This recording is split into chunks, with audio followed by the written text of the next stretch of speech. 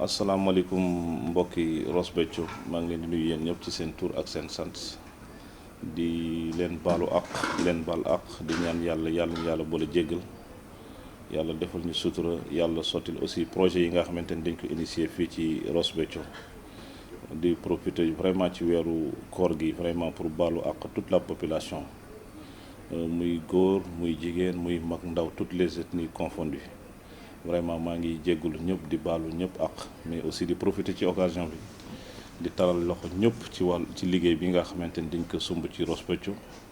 mu nekk chantier yu rëy yi nga xamante ni ñu ngi ko lal ci programme bu ñuy wax programme pour l'émergence de Ross Béthio ñu commencé ko dérouler vraiment dans de très bonnes conditions di profiter de l'occasion di sant di gërëm son excellence Macky Sall mi nga xamante ni xëy na yombalal nañu liggéey bi à travers vraiment le ministère des collectivités territoriales surtout de ces agences yu mel ni AGETIP nga xamante ni fas na fi yéene dérouler un programme très important de construction vraiment d'infrastructure gën nañ ci ràññee lu mel ni ki siège yu commune bi ñu fas yéene ko def fële ci espace bu nga xamante ni sunu mbokku jigéen Ross Béthio yi vraiment de leur générosité ñu ngi ci ay discussions pour mettre à notre disposition mais aussi fas yéene def hôpital ci même site bi vraiment pour mën a accueillir vraiment les populations yi nekk ci arrondissement de Ndiaye am na yeneen xeetu infrastructure aussi yi nga xamante ni fas nañ ko fi yéene def même su fekkee ça relève des autres ministères vraiment bëgg nañ ci def le lobbying nécessaire vraiment pour am fi benn gendarmerie digne de ce nom sous-préfecture bu nga xamante ni ça sera dans de bonnes conditions mais aussi am fi sapeur pompier ak police pour que kaaraange gi ak sécurité bi gën a yaatu fii ci Ross Béthio agence de développement municipal ñu koy wax ADM tamit fas fi yéene dérouler benn programme bu large vraiment programme bu nga xamante ni dañ ko mujj retouché waat vraiment indi fi programme bu bees dàq bu nga xamante ni avec le soutien du comité bu nga xamante ni ñoo ngi ci teg à la tête le doyen Senghor Sow vraiment pour que ñu indi ñu un programme durable un programme qui répond vraiment à l'actualité de Ross Béthio pour un assainissement durable de sorte que dans les 5 prochaines années incha allah lu fi doon jafe-jafe assainissement vraiment ñu mën ko saafara dans les meilleures conditions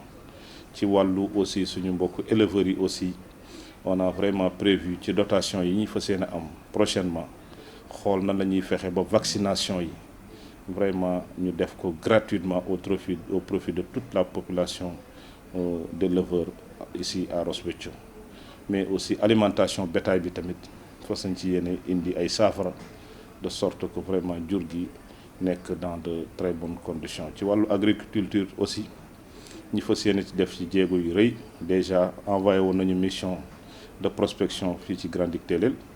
ndax bu leen fàtte ni toog nañ ñaari at yu nga xamante ni bay ñu moo tax ñu waxtaanoon ci ak SAED avec l'équipe municipale vraiment pour wut ci ay solutions ba fu mu toll nii ñi ngi xalaat peut-être que fii ak mois de juillet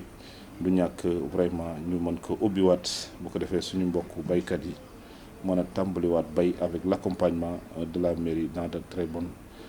conditions. ci wàllu alimentation en eau aussi ñu ngi ciy def jéego yu rëy ndax fii mu toll nii naam amoon na fi projet Aïcha amoon na peut-être tuuti blocage mais macha allah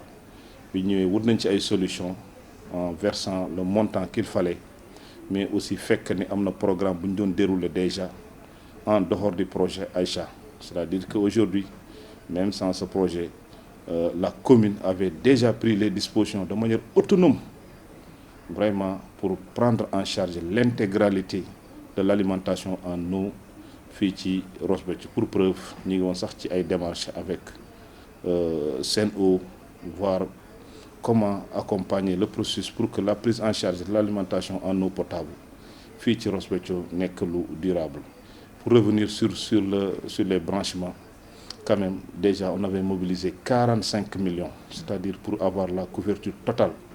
vraiment des branchements sociaux ba benn quartier dootul toogati di wax ni dafa am jafe-jafe ndox kon nag ñu xamal leen ni vraiment ñu ngi ci disposition pour que l'alimentation en eau soit universelle sans ou avec un projet d'appui quand même la mairie a pris toutes les dispositions mais dinañ ci rafetlu quand même accompagnement partenaires yi ndax ñoom bi ñu yëgee ni de manière exceptionnelle commune jël na 45 millions mobilisé ko ci wàllu alimentation en eau loolu daf leen doy ba ñoom ci boppam ñu delluwaat ni ñoom dañu bëgg sax ñëw fekk si waat processus boobu pour renforcer ci vraiment alimentation en eau boobu ba ñu ngi wax seen engagement xëy na buñ ko xoolaatee xëy na dinañu mën a mobiliser waat 20 millions ndax contentement bi ñu am ci effort yi commune bi def pour l'alimentation en eau mu fekk si li ñu amoon bu ko defee xëy na dafay gën a yaatu rek ñu sol quartier yi nga xamante ni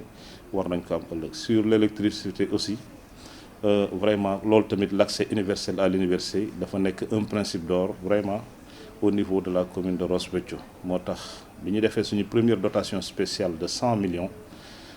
jëloon nañu benn montant jagleel ko wàllu eau ak électricité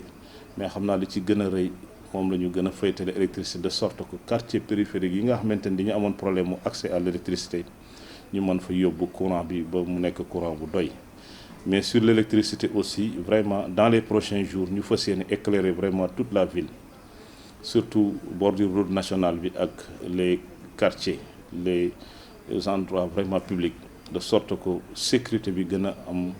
fii ci Ross Béthio ci wàllu éducation aussi gis ngeen effort yi ñu ci def vraiment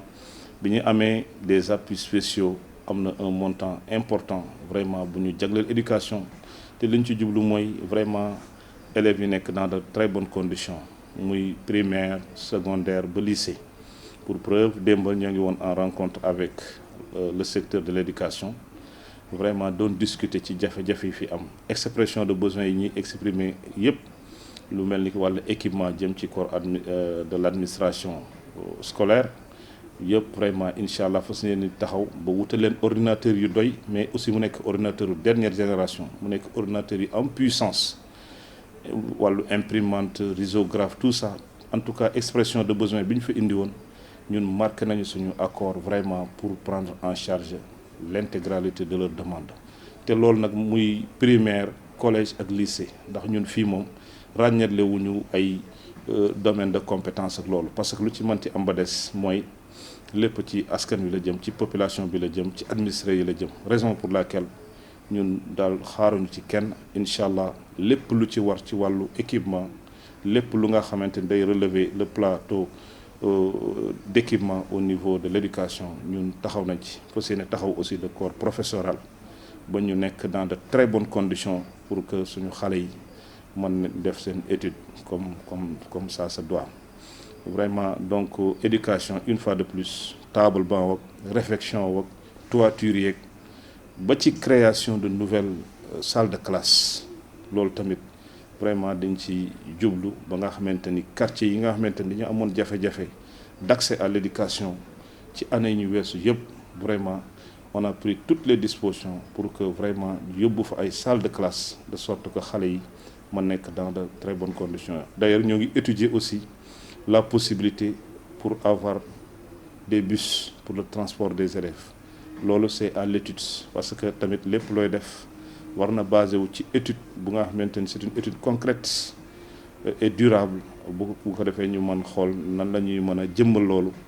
ba éducation fii ci Ross Béthio vraiment atteindre un certain niveau boo ne éducation aussi di nga abonder l'éducation coranique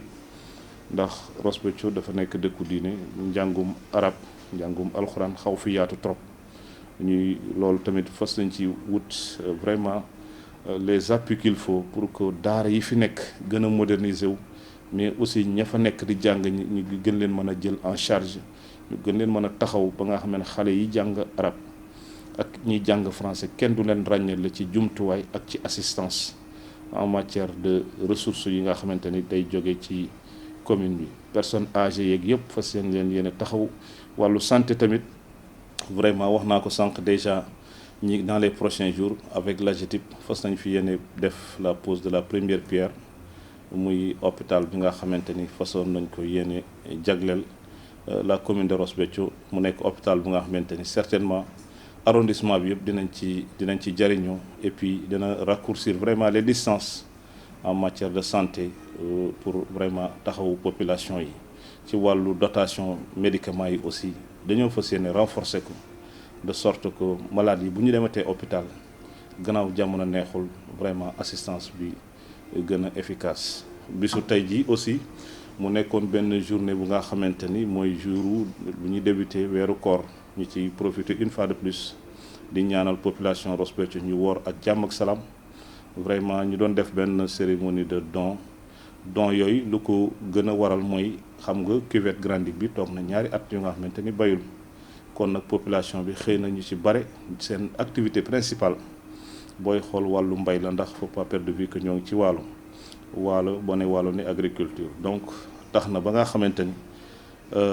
tey ñu jëloon ay jumtuwaay yi nga xam ne dañ ko jagleeloon askan wi xeeb nañ ko nag lool ndax xam naa ni compte tenu jafe-jafe yi fi am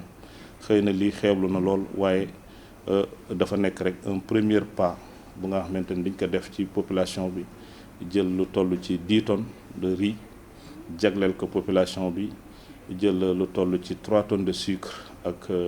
benn tonne bu nga xamante ni ay tàndarma la jëmale ko ci vraiment population de Ross Béthio xeeb nañ ko lool waaye dafa nekk rek un premier geste d'assistance bu nga xamante ni mairie bi gannaaw en face de ses administrés il faut mu def benn effort